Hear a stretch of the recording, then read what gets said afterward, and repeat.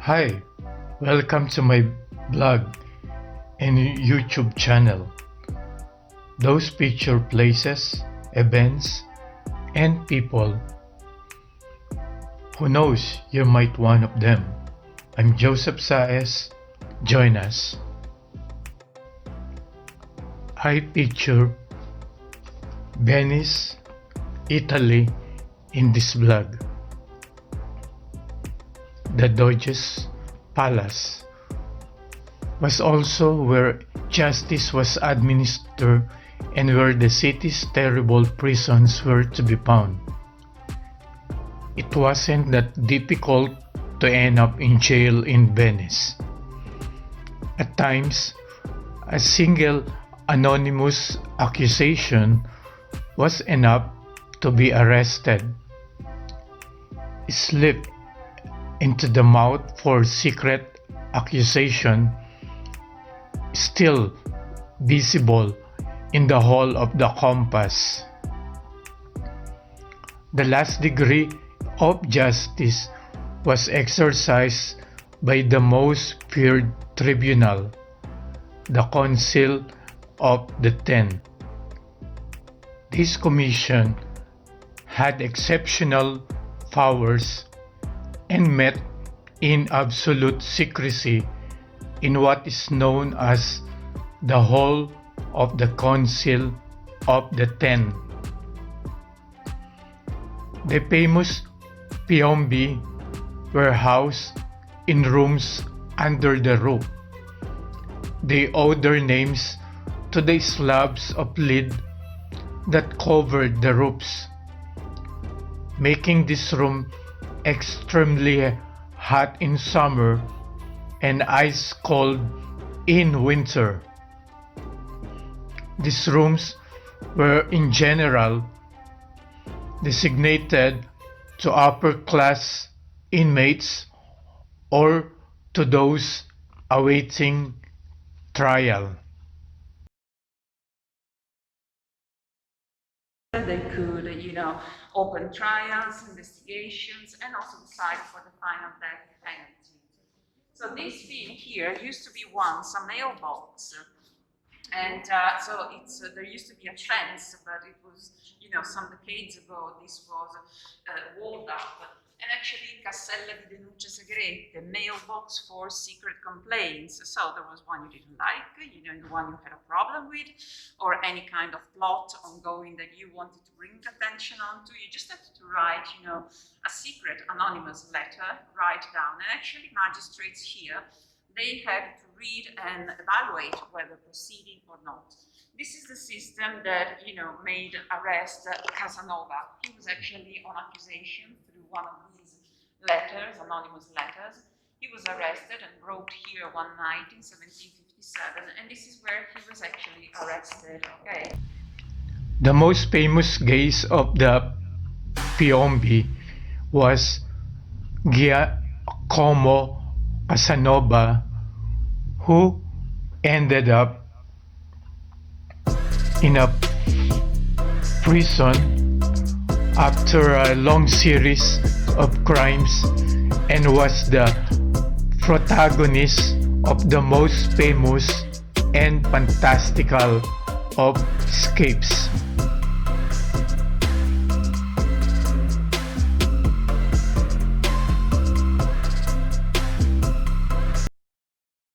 So there was here, during the trial, the jury, the public accusation, the defense lawyer, and the scribe reporting down the acts. Okay, the only one who didn't have yet the right to attend the trial was actually the accused one, who could not be into his or her own trial.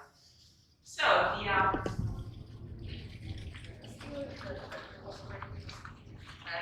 defense lawyer to those who could not afford, to pay one. So the type of punishment that one could have were different by the nature of the crime. So pay fines, home arrest, physical punishment, and even death sentence. So the death sentence in Venice was done through different ways, which was hanging, head cut, quartering with the animals, drawing, strangling, suffocation, you know. And so the hanging and the handcuffs were public executions, and they used to happen here in, you know, you would go back to the square, you would see that there are two columns, and these two columns just on the seaside in between, and that's where the hanged one. The palace prisons were famous for being difficult to escape. However, someone did manage to demonstrate to the contrary. As the day dawned on 26 July 1755, as the third bell rang, Messer Grande entered and told me he had to put me up in the Piombi.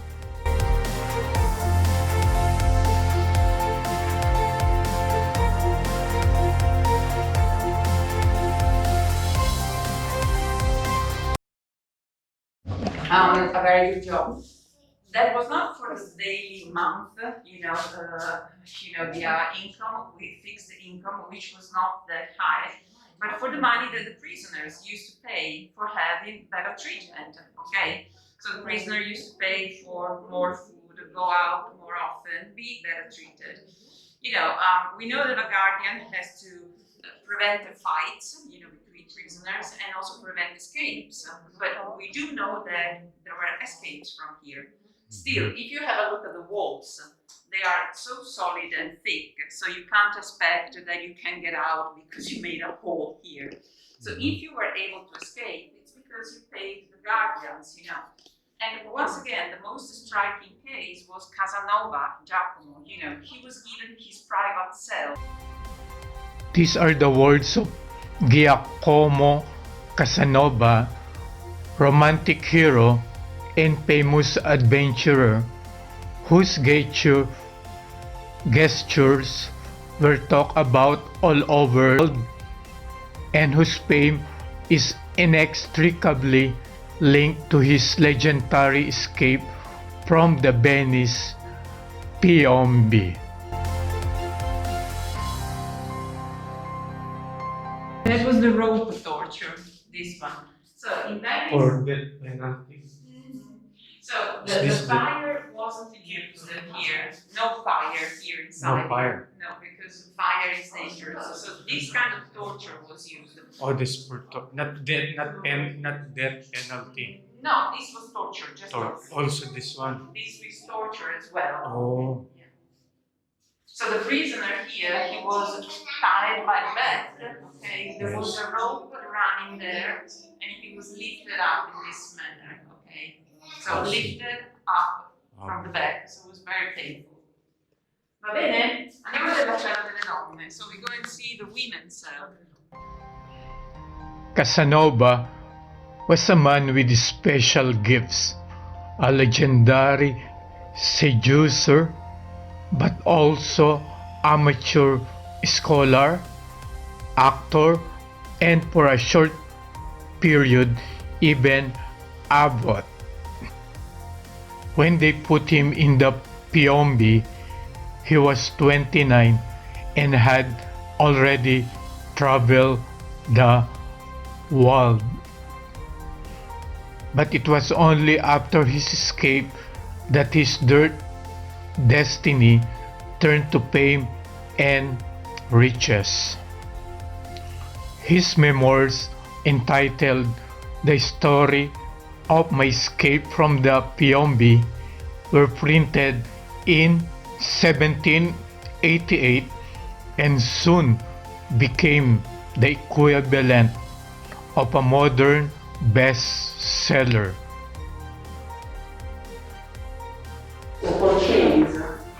This, the chains. How you understand that this was a women's cell? Because you see that there are holes here as well, and here, this is the piece of a chain. So when they tie, Women were tied also by the arms and the neck, because the most of women who ended up here were accused to be witches.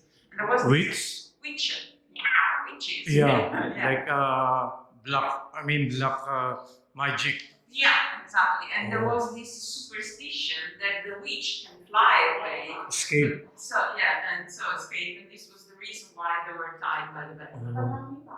Sì.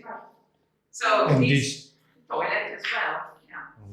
So this, original plan to make a more modern, more human type of, prison, made the original concept included men, not women at all. Okay. So no bed. No, this was not a bed. They had to stay there and here. Standing. Yeah, and this was just to sit 15. Oh, it's still there. I don't know whether this might not. Yes, maybe it's a later one from 1800. Oh. Okay. So they sleep in the floor? They sleep in the floor. Oh. Not nice, no? Yeah. Especially at winter. Yeah. It's cold. Yeah. And but also summer was extremely hot in Europe. So, ok, that's it. I hope you enjoyed the trip. Yes. Spero sia stato di vostro interesse. When is the last time this was closed? This was still used. There were still prisoners inside here in 1910. 1910. There were still prisoners inside. And there is still monarchs, king and queen that time. The No, ruler that has changed. In the changed, meanwhile, the government. See, has changed. But this was used as a prison actually for around 5 centuries. 5 centuries. See. It was very safe. You can't go away from here. In all the island, is this the only prisoner? No, there is more than More. one. But this was the prison biggest made for the palace. Exactly. Oh, I see. But this was the most modern one, and big and solid. So you see here, this is a piece of chain. Yeah. Oh. Casanova left the Piombi on the night between 31 October and 1 November 1756. Digging up the wooden planks with a makeshift tool, he climbed out of his cell onto the roof and then down into an attic.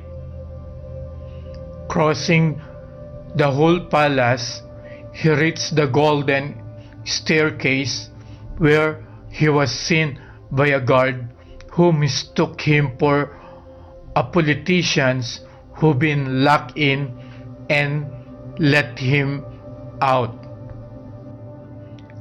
A legend says he stopped for a coffee in San Marco Square before fleeing by sea on a gondola. The new prisons, rather, were found beyond the Palazzo River, and these were accessed across the famous bridge of Saez.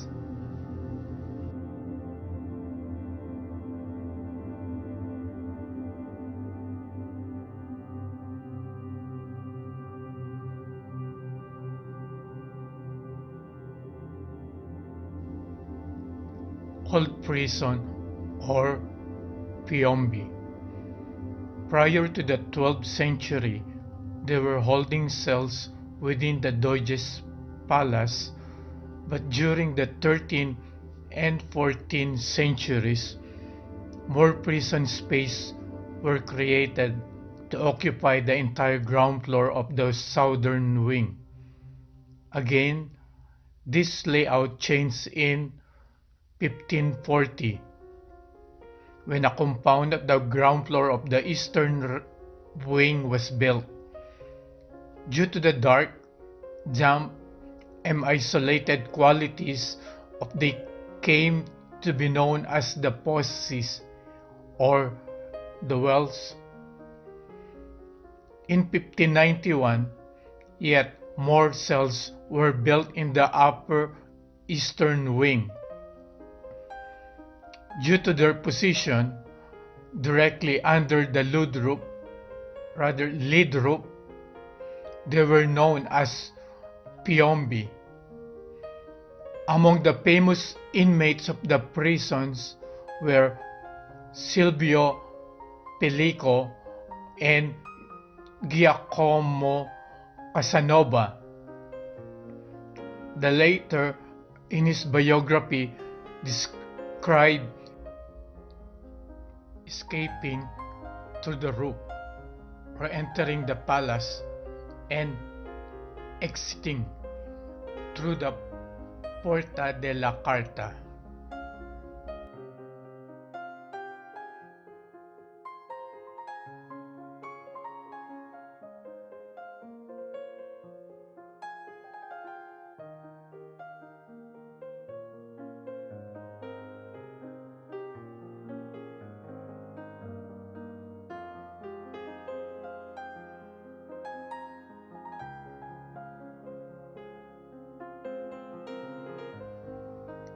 Bridge of Saez and the new prisons. A corridor leads over the Bridge of Saez, built in 1614 to link the Doge's palace to the structure intended to house the new prisons.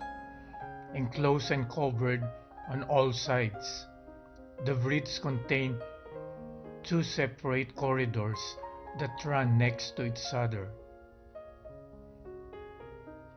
That which visitors use today link the prisons to the chamber of the Magistrato alle Leggi and the Quarantia Criminal. The other link the prisons to the state advocacy rooms and the Parlatorio.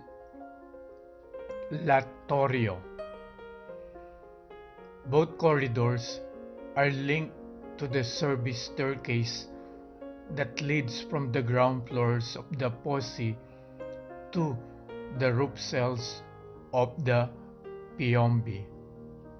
The famous name of the bridge dates from the Romantic period and was supposed to refer to the sights of prisoners who, passing from the courtroom to the cell in which they would serve their sentence, took a last look at freedom as they glimpsed the lagoon and the San Giorgio through the small windows.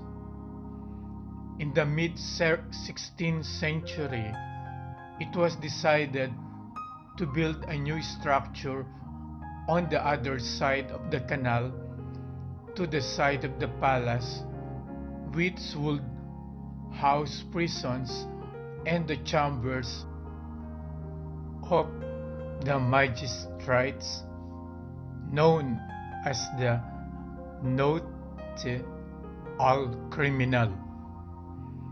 Ultimately linked to the palace by the Bridge of Saez, the building was intended to improve the condition for prisoners with larger and more light-filled and airy cells.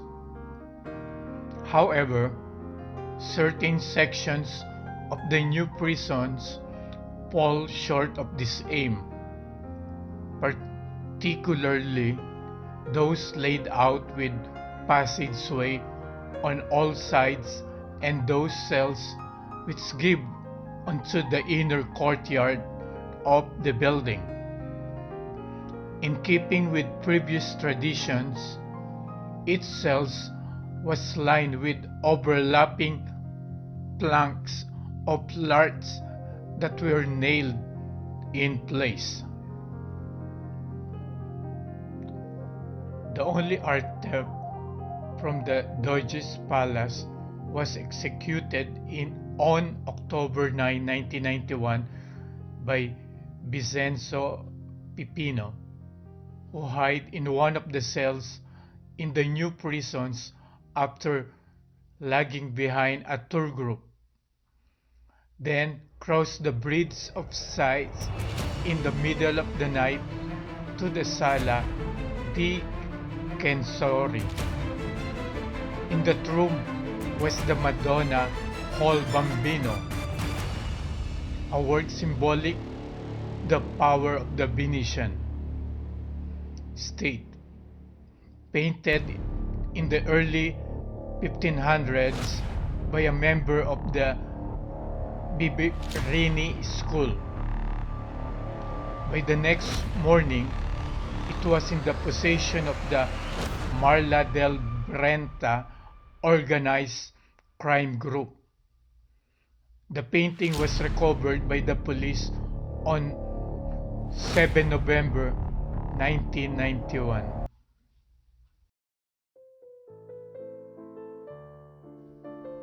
Doge's Palace, Italian Palazzo Ducale, official residence in Venice of the Doges, who were the elected leaders of the former Venetian Republic.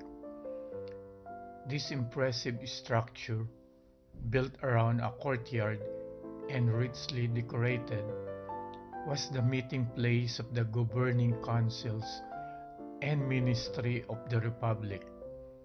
In its successive rebuildings, the palace incorporated characteristics of Gothic, Moorish, and Renaissance architecture.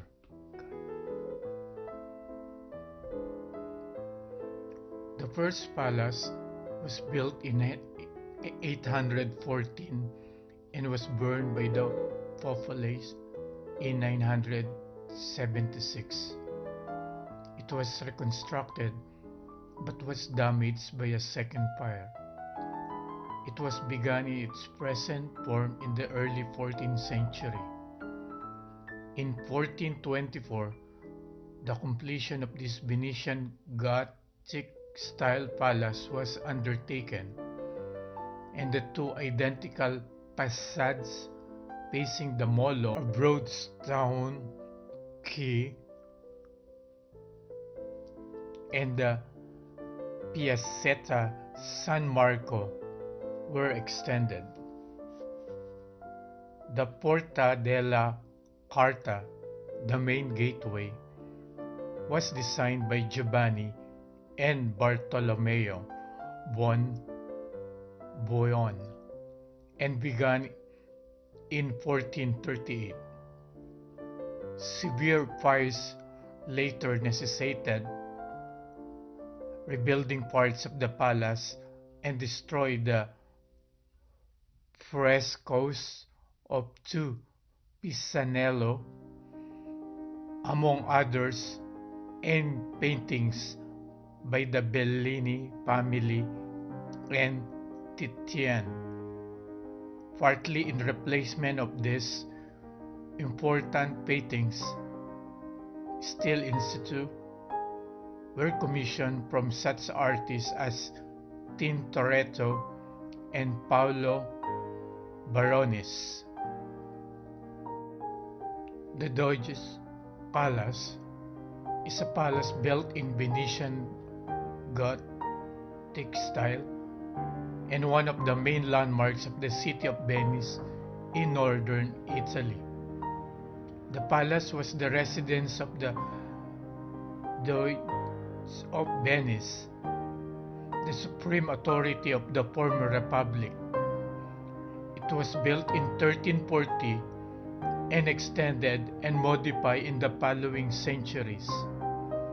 It became a museum in 1923 and is one of the 11 museums run by the Fondazione Museo Civici di Venezia. History.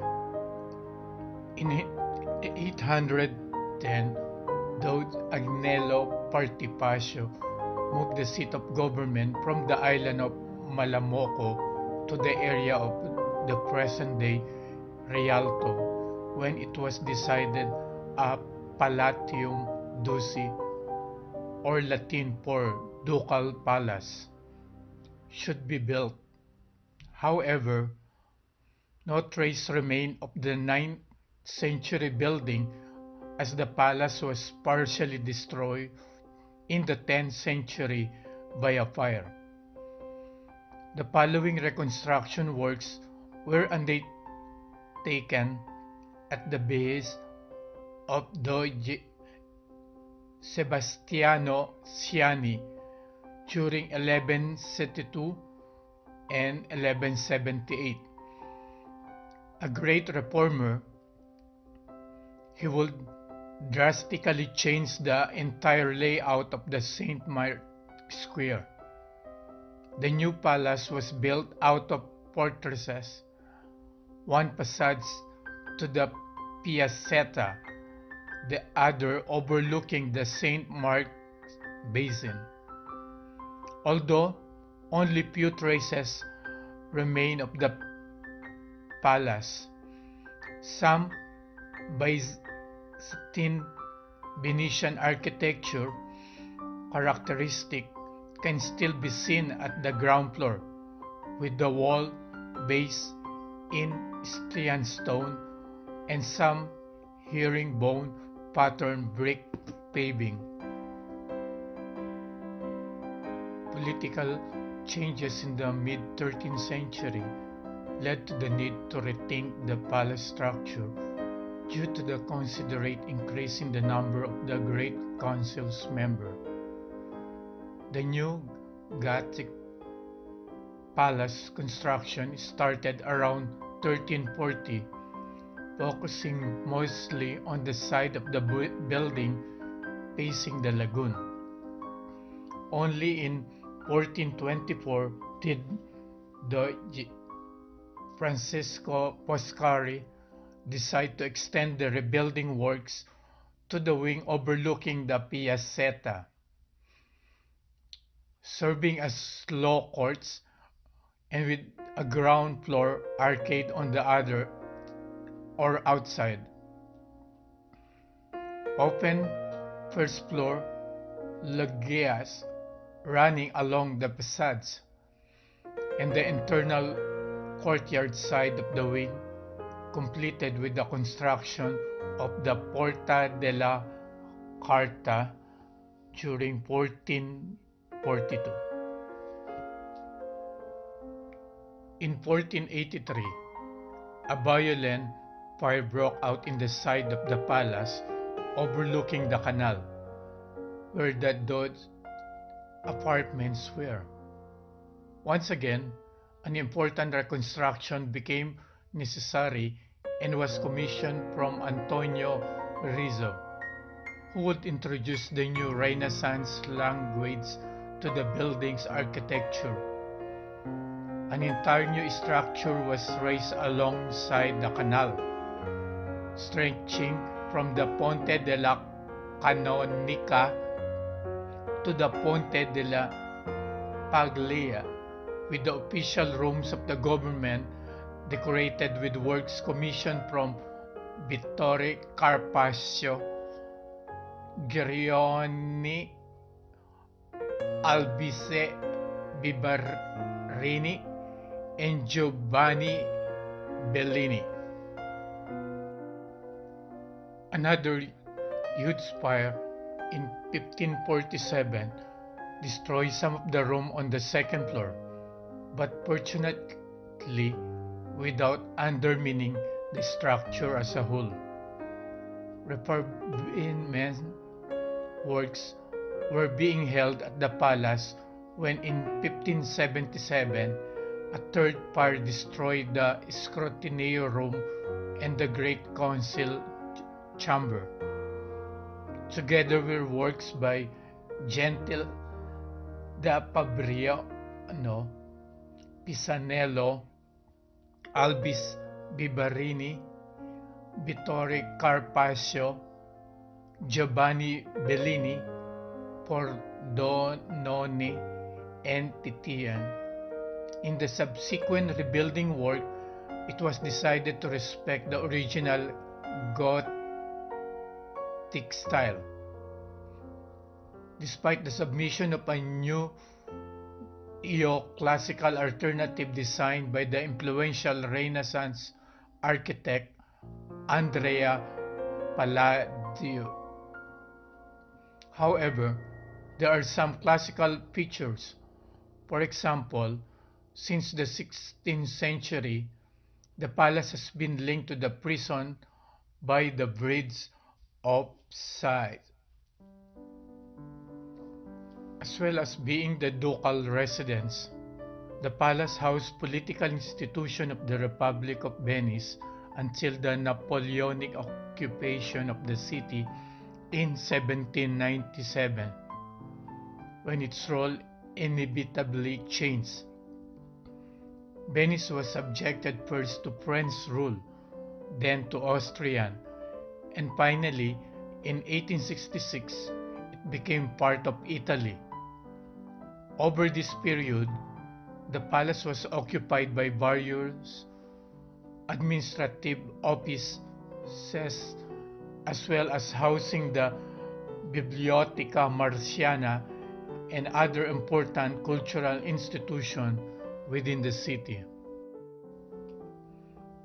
By the end of the 19th century, the structure was showing clear signs of decay, and the Italian government set aside significant funds for its restoration, and all public offices were moved elsewhere, with the exception of the State Office for the Protection of Historical Monuments, which is still housed at the Palace Loggia floor. In 1923, the Italian state, owner of the building, entrusted the management to the Venetian municipality to be run as a museum.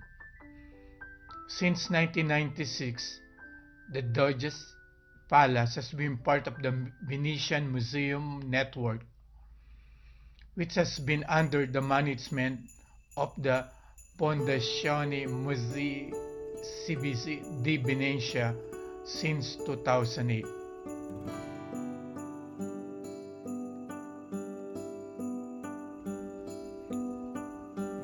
The Palazzo Contarini del Bovola, also called the Palazzo Contarini Benelli del Bovola, is a small palazzo in Venice, Italy, best known for its external multi-arch spiral staircase known as the Scala Contarini del Bovola, literally of the snail.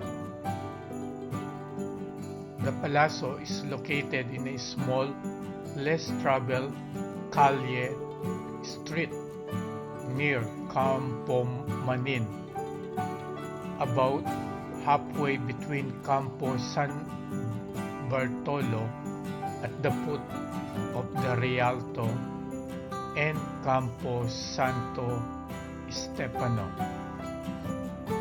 The staircase leads to an arcade providing an impressive view of the city rooftops. The palazzo has been visitable since February 2016. History. The palazzo was designed and built in its current form in the 15th century by the architect Giovanni Candi as one of the city residents of the Contarini family. Giorgio Spavento is believed to have been responsible for the addition of the grand spiral staircase on the exterior in 1999. The Palazzo del Bovola was chosen by the Orson Welles as one of the main locations for Brabantio House for his 1952 adaptation of Shakespeare's Othello, and the staircase is prominently pictured in the film. The staircase was closed to the public for restoration, which began in August 2015, but is now open.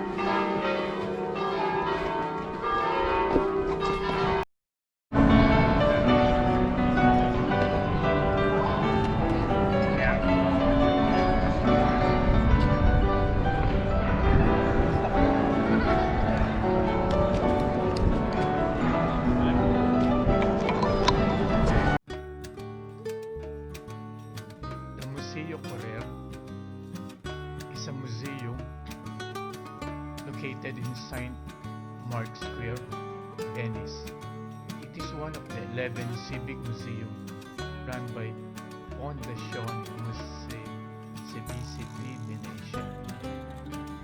The museum extends along the south side of the square on the upper floor of the Procuratori Nueve, with its rich and varied collections.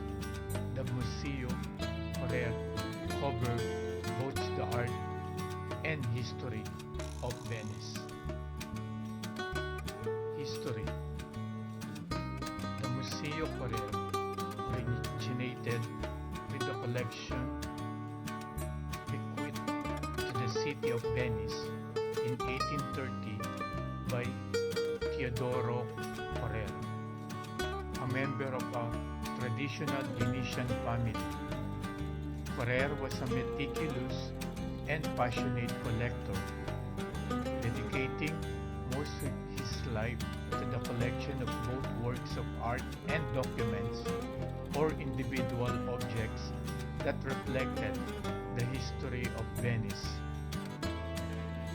Upon his death, all this material was donated to the city, together with the family's Grand Canal Palace, which then housed it.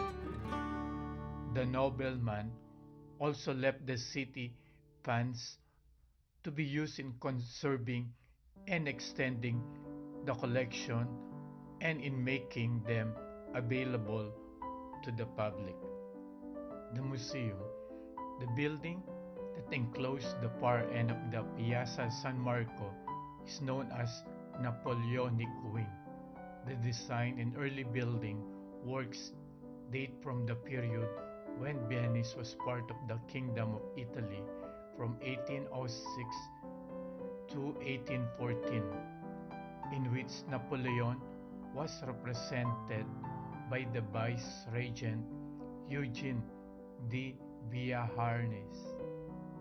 The two long wings that run the length of the square are the Procurati Vecchi and the Procurati Nuovi, which had housed the office and residence of some of the main individuals of the Venetian Republic. In 1866, after Venice became part of unified Italy, the palace passed to the House of Savoy. In 1919, Victor Emmanuel III, King of Italy, handed it over to the state for use by the Ministry of Education. Hence, in 1920, part of the building was used to house the Museo Archeologico Nazionale, and then in 1922, another area became home to the Museo Correr. St. Mark's Campanile, or Campanile di San Marco, is the bell tower of St. Mark's Basilica in Venice, Italy. The current campanile is a reconstruction completed in 1912. The historical tower, having collapsed in 1902 at 98.6 meters or 323 feet in height. It is the tallest structure in Venice and is colloquially termed El Paron de Casa, or the master of the house. It is one of the most recognizable symbols of the city. Located in St. Mark's Square, Venice's former governmental center, the Campanile was initially built as a watchtower to sight approaching ships and protect the entry to the city. It also served as a landmark to guide Venetian ships safely into harbor. Begun in the early 10th century, the tower was slowly raised in height and acquired a belfry and a spire in the 12th century. In the 14th century, the spire was gilded, making the tower visible to distant ships in the Adriatic. The Campanile reached its full height in 1514 when the belfry and spire were completely rebuilt on the basis of an earlier Renaissance designs by Giorgio Spavenzo. Historically, the bells served to regulate the civic and religious life of Venice, marking the beginning, pause, and the end of the workday, the convocation of government assemblies, and public executions. The Campanile stands alone in the square, near the front of St. Mark's Basilica. It has a simple form, recalling its early defensive function, the bulk of which is a square brick shop with a license 12 meters or 39 feet wide on each side and 50 meters or 160 feet tall. The belfry is topped by an attic with effigies of the Lion of St. Mark and allegorical figure of Venice as Justice. The tower is capped by a pyramid spire, at the top of which there is a golden weather vane in the form of the archangel.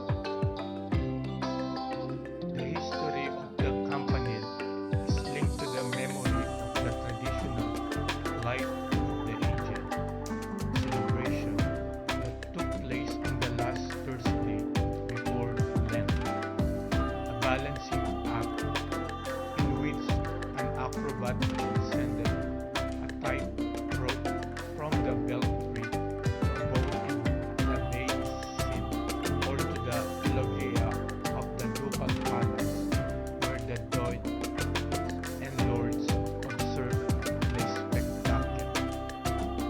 A visit to the Campanile was an attraction offered also in the past to illustrious guests, though the lords were cautious in granting permission to foreigners for fear that they might survey the layout of the city and its port for military purposes. Galileo used the Campanile as an observatory to study the skies, and it was there in 1609 that he demonstrated his telescope to the lords. A bell for every occasion.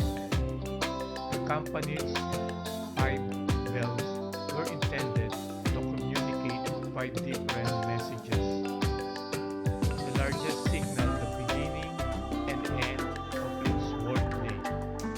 Another rang the hour. A third called senators to the Doge's palace. The fourth summoned magistrates, and the smallest, Il Maleficio, was rung to announce executions of the prisoners who dangle in cage halfway up the tower's wall.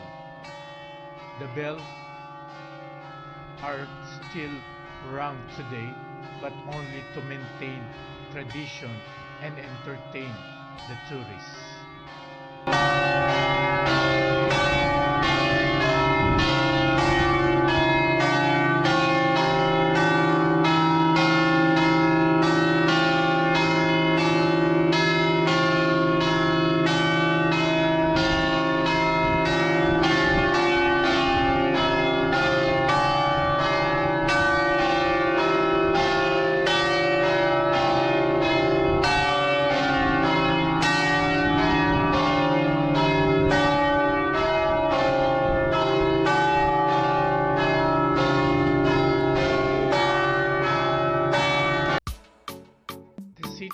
Venice, Italy, is found on a collection of islands in the lagoon and built on a network of canals.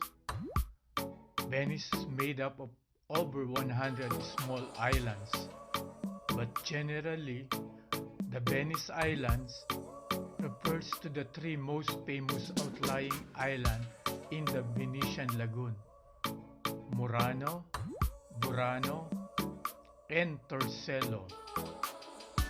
I suggest that a visit to one or all of these will enhance any vacation spent in the historic city of Venice, which is a worthy of a visit. Murano, just north of Venice proper, has been the center of Venice's famous glass-making industry since 1291, and the island expert glass blower still handcrafts stunning pieces of Murano glass today.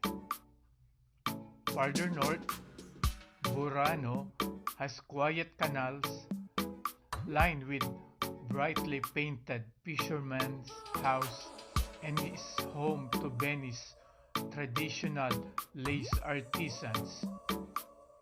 Its neighboring island of Torcello, first settled in 452, is believed to be the first populated island in the Venetian lagoon.